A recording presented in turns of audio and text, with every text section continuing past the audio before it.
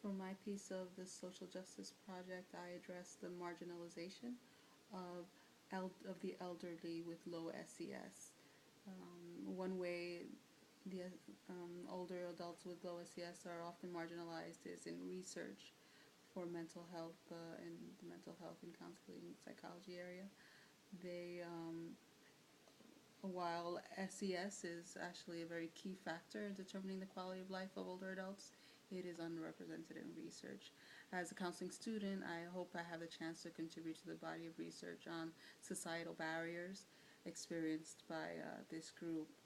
In the research that I conduct or am part of, I will ensure that elderly with SES and SES is measured, reported, and controlled for, and especially at the very least reported as a significant characteristic.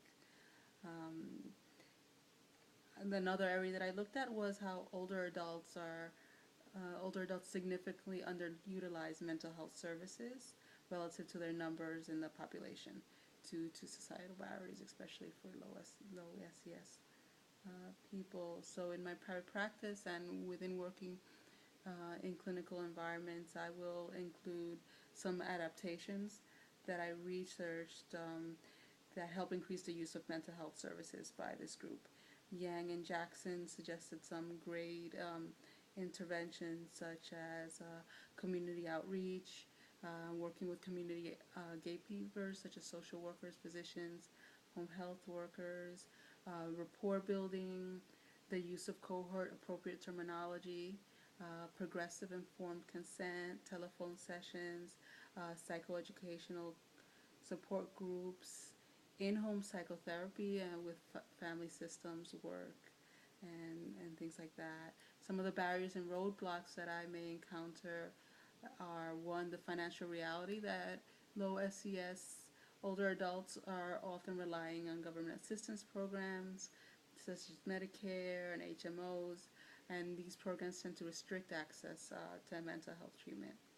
Many seniors are on limited incomes and they just don't have this disposable income or transportation to access mental health services. Another roadblock or barrier that I foresee is that many of the health professionals I work with may not be sensitive to age and the implications of aging on the psychosocial and physical health of our clients. They may have not had exposure to the older populations or specialized training on screening and treatments or the realities of marginalization. Another barrier that I foresee is that although there's definitely funding out there for research with the elderly, especially with the unprecedented increase in the older adult population, institutions may not dispense funds or may not be as inclined to dispense funds for research that encompasses SES, simply because the social structural context of mental illness and the studying of socioeconomic and structural barriers may not be prioritized. And finally, as a wrap up, when Sumin and I met to do this project, we talked about how when she arrived to Cleveland, she felt bad about seeing homeless people out on the street. She wondered what she could do for them. Through this project, I think we both were able to see that there's diverse and practical methods to intervene with low SES folks from a social justice perspective. And although we targeted different groups, the groups were similar.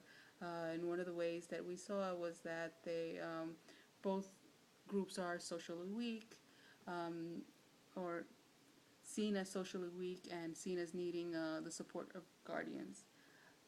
Accordingly, these two groups may need more support and more community-based approaches, which include family and peers. In the future, as private practitioners, both Sumin and I want to continue practicing social justice on a micro level and also as a macro level as researchers and in applying to grants and advocates. Thank you.